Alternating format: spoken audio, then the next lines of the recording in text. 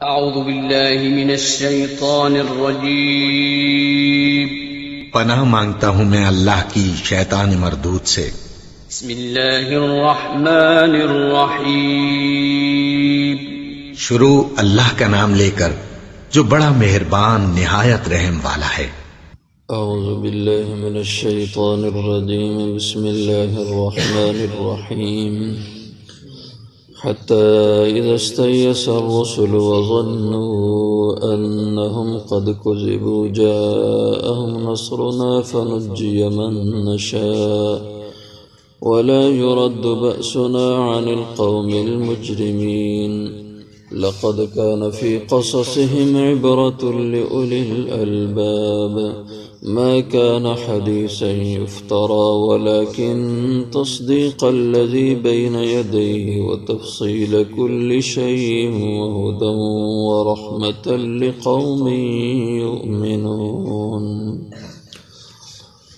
حتیٰ یہاں تک کہ اذا جب استیأس الرسل مایوس ہو گئے، ناامید ہو گئے پیغمبر، وظنوا اور گمان کیا لوگوں نے انہم کہ بے شک وہ لوگ کہ قد کذبوا تحقیق ان سے جھوٹ بولا گیا، جاءہم نصرنا تو آئی ان کے پاس پیغمبروں کے پاس ہماری مدد، فنجی من نشاء پھر ہم نجات دیتے ہیں، بچا لیتے ہیں جس کو چاہتے ہیں، ولا يرد بأسنا اور نہیں لٹایا جاتا ہمارا عذاب، عن القوم المجرمین مجرم لوگوں سے، لقد كان في قصصهم البتہ تحقیق تھی ان کے قصہ میں عبرت نصیحت لأولی الالباب عقل مند لوگوں کے لیے، ما کان حدیثا یفترا نہیں ہے یہ قرآن ایسی بات جس کو خود گھڑ لیا گیا ہو، ولیکن تصدیق اور لیکن یہ تصدیق کرتا ہے الذی ان کتابوں کی بھی بین یدی جو اس سے پہلے ہیں، وہ تفصیل کل شیء اور اس میں تفصیل ہے ہر چیز کی، وہ ہدن اور یہ ہدایت ہے، ورحمتن اور یہ رحمت ہے، لقوم یؤمنون ایسے لوگوں کے لیے جو اس پر ایمان یقین رکھتے ہوں۔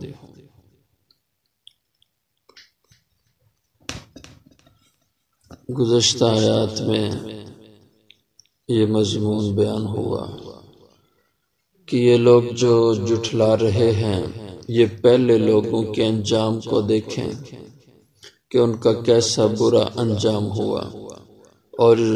یہ عرب کے لوگ ان کے کھنڈرات سے گزرتے رہتے ہیں اور ان کو دیکھتے رہتے ہیں وہ کس حال سے گزرے،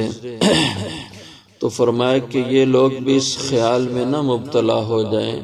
کہ اگر فوری ان پہ اللہ کی پکڑ نہیں آتی، اللہ کا عذاب نہیں آتا تو کبھی اللہ کا عذاب ہی نہیں آئے گا، اللہ کی پکڑ کسی وقت بھی آ سکتی ہے، جیسے پہلے زمانوں میں اللہ تعالیٰ ان قوموں کو بھی ڈھیل دیتے رہتے تھے، ان کو بھی مہلت دیتے تھے کہ وہ لوگ توبہ کر لیں، اپنے گناہوں سے باز آ جائیں، اپنے آپ کو سنبھال لیں، لیکن جب لوگوں نے اس مہلت سے نفع نہیں اٹھایا، برابر اپنی سرکشی میں چلے، تو پھر آخر اللہ کی مدد پیغمبروں کو آئی اور اللہ نے ان قوموں کو اپنے عذاب کی لپیٹ میں لیا۔ اور حضرات انبیاء علیہ السلام نے تو اپنے انداز میں پوری محنت اور کوشش کی، لیکن کسی کی محنت کے نتیجے میں تھوڑے سے لوگ ان پہ ایمان لانے ہوئے، کسی کے اوپر زیادہ کسی پہ زیادہ، جیسے حدیث میں آتا ہے کہ سب سے زیادہ ایک پیغمبر کے ساتھ امت ہوگی اور وہ امت یہ آخری امت ہوگی، حضور صلی اللہ علیہ وسلم کے اوپر ایمان لانے والے سب سے زیادہ، فرمایا کہ 120 صفحے قیامت والے دن 120 قطاریں انسانوں کی لگیں گی، اور اس میں 80 صفحے 80 قطاریں اس امت کی ہوں گی، اور باقی 40 قطاریں باقی سارے انبیاء کی امتوں کی ہوں گی، یہاں تک کہ بعض نبی ایسے ہوں گے جن کے اوپر ایمان لانے والے 100، کسی پر 50، کسی پر 20، کسی پر 10، کسی پر 5،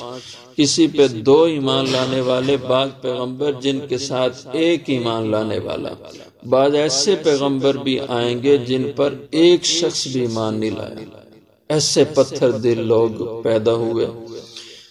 جیسے ایک پیغمبر کا ذکر آتا ہے، حضرت حنظلہ ابن صفوان علیہ السلام، ان پر صرف 1 شخص ایمان لایا، اور اتنے ظالم اور پتھر دل لوگ تھے ان کے زمانے کے کہ یہ اللہ کے نبی ان کو توحید کی دعوت دیتے تو ان لوگوں نے برابر انکار کی روش اپنا رکھی تھی۔ ایک دن آپس میں مشورہ کرنے لگے کہ یہ حنظلہ تو روز ہمیں تنگ کرتا ہے، ایک ہی بات کی رٹ لگائے رکھتا ہے کہ لا الہ الا اللہ، لا الہ الا اللہ، کہ اللہ کے سوا کوئی کچھ نہیں کر سکتا، مشکل کشا حاجت روا صرف اللہ ہے اور کوئی نہیں ہے، یہ اس نے تو ہمارے کان کھا دیے، یہی بات روز، اس لیے اس کو کسی ٹھکانے لگا دینا چاہیے۔ تو انہوں نے طے کیا کہ اللہ کے نبی کو قتل کر دیں۔ اس کے لیے انہیں ویرانے میں لے گئے، ایک ویران کنویں میں ان کو پھینک دیا اور اس کے اوپر ایک بڑا پتھر رکھ دیا، کنویں کا منہ بند کر دیا۔ تو ایک ہی شخص ان پہ ایمان لایا تھا، تو وہ شخص رات کو چھپ کے کوئی کھانے کی چیز لا کر کے اس پتھر کے ساتھ کوئی جگہ جو خالی تھی تو اس سے وہ نیچے کنویں میں ان کے لیے کھانے کی چیز وہ پھینک دیتا تھا۔ تو کئی دنوں کے بعد قوم کے لوگ آئے اور انہوں نے خیال کیا کہ اب تو یہ ختم ہو چکے ہوں گے، مر چکے ہوں گے، تو انہوں نے آواز لگائی دیکھنے کے لیے اور مذاق کے طور پر کہ کیف بک حنظلہ، کہ حنظلہ تمہارا کیا حال ہے۔ تو پیغمبروں کے جگر اور پیغمبروں کے حوصلے دیکھیں تو اللہ کے نبی تو زندہ تھے، اللہ نے زندہ رکھا ہوا تھا، تو انہوں نے ان کی جب آواز سنی کہ یہ کافر لوگ باہر کھڑے ہیں اور بڑی تعداد میں ہیں، تو انہوں نے اس موقع کو بھی غنیمت سمجھا دعوت توحید کے لیے، تو آواز لگائی، فرمایا یا قوم اعبدوا اللہ ما لکم من الہ غیرہ، اے میری قوم اللہ کی بندگی کرو، اللہ کے سوا تمہارا کوئی الہ مشکل کشا نہیں ہے، اس کو مان لو۔ تو یہ پریشان ہو گئے، انہوں نے کہا ہمارا تو یقین تھا کہ یہ حنظلہ ابن صفوان ختم ہو چکے ہوں گے، یہ تو اب بھی زندہ ہیں۔ تو انہوں نے کہا کہ اس کا علاج کرو، تو انہوں نے اوپر سے مٹی ڈالنا شروع کر دی، تو اللہ کے نبی کو زندہ کو اس کے اندر انہوں نے درگور کر دیا، دفن کر دیا، اور پھر اس پہ ان کے دل ٹھنڈے نہ ہوئے، انہوں نے زمین کے برابر مٹی کر کے اوپر کودنا شروع کر دیا، جشن منانا شروع کر دیا کہ ہم نے حنظلہ کا کام تمام کر دیا۔ تو اللہ جل شانہ کی غیرت بڑی ہے، اللہ کا انتقام بھی بہت سخت ہے۔ حدیث میں آتا ہے بخاری شریف میں کہ اللہ تعالیٰ ظالموں کو، مجرموں کو مہلت دیتے رہتے ہیں، ڈھیل دیتے رہتے ہیں، لیکن جب وہ انتہا کرتے ہیں تو پھر اللہ پکڑتے ہیں اور پھر چھوڑتے نہیں، جب پکڑ لیتے ہیں پھر نہیں چھوڑتے۔ اب جو انہوں نے پیغمبر کے اس طرح ان کے ساتھ کر کے جشن منانا شروع کیا تو اب اللہ کی غضب کو انہوں نے بھڑکایا، تو آسمان سے آگ آئی اور اس آگ نے ان سارے ظالموں کو جلا کے راکھ کر دیا۔ تو ایسے حالات بھی ہوئے، ایسے پیغمبر بھی دنیا میں ہوئے، تو اس کے بارے میں اللہ تعالیٰ فرماتے ہیں حتی اذا استیأس الرسل، یہاں تک کہ جب مایوس ہو گئے نبی پیغمبر لوگوں کے ایمان لانے سے، برابر انہوں نے محنت کی لیکن لوگ ماننے والے نہ ہوئے،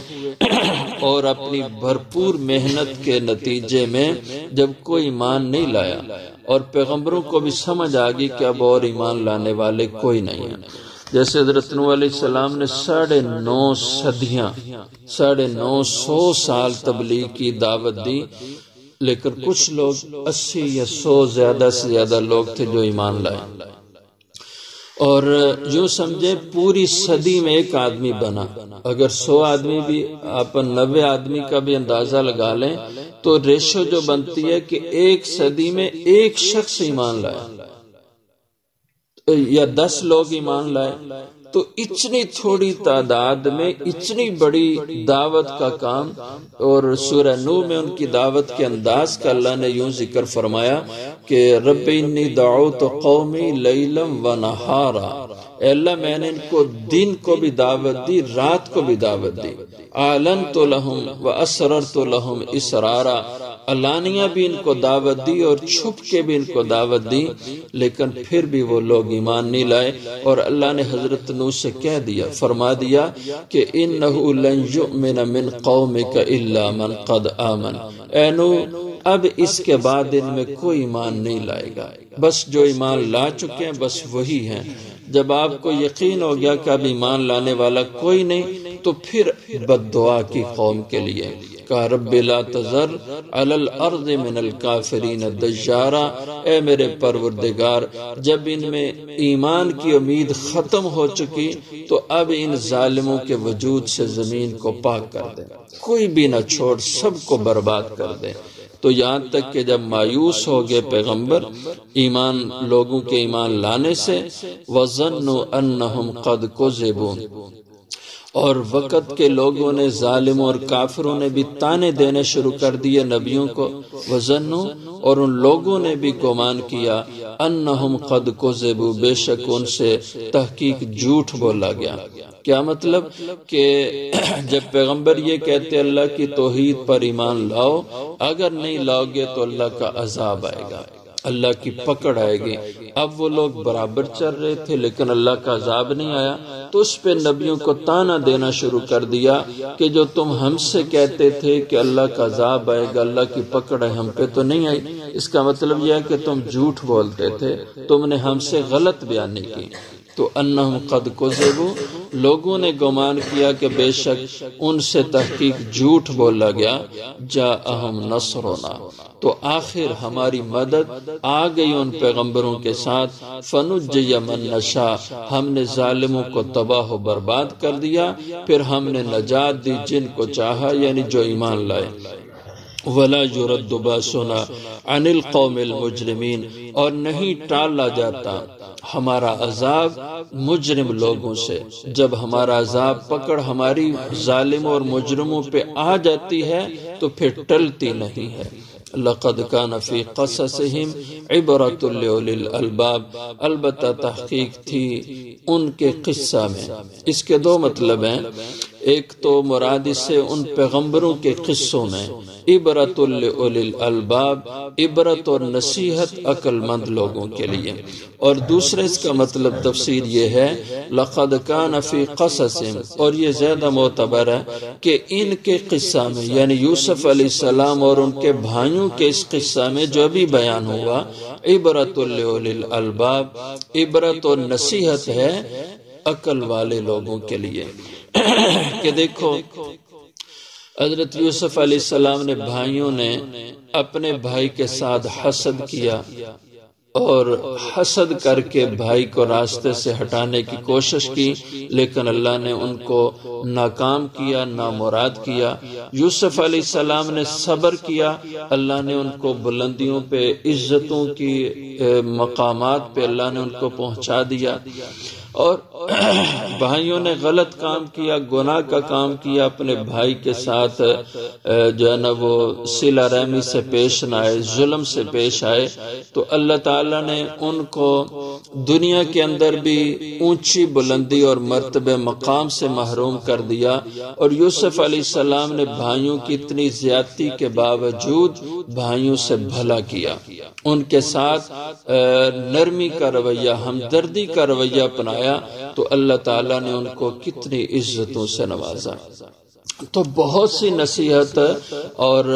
اس میں عبرت کی باتیں ہیں لیکن ان لوگوں کے لیے جو عقل والے ہیں، جو اس سے سبق حاصل کریں، اس کے نصائح پہ عمل کریں۔ ما کان حدیثا یفترا، نہیں ہے یہ قرآن ایسی بات جس کو خود گھڑ لیا گیا ہو، جیسے عرب کے لوگ مشرک کہتے تھے کہ نعوذ باللہ حضور نے یہ قرآن خود گھڑا ہے، خود بنا لیا ہے، تو فرمایا ایسی بات نہیں ہے، یہ خود گھڑی گئی بات نہیں ہے، یہ اللہ کی طرف سے نازل شدہ، انہ لتنزیل رب العالمین، رب العالمین کی طرف سے نازل شدہ ہے، ولیکن تصدیقا، اور لیکن یہ قرآن تصدیق کرتا ہے الذی بین یدی، ان کتابوں کی بھی، ان مضامین کی بھی جو اس سے پہلے نازل ہو گئے، وتفصیل کل شیء، اور اس میں تفصیل ہے ہر ضروری چیز کی، کل شیء سے مراد ہر ضروری مقصدی چیز کی۔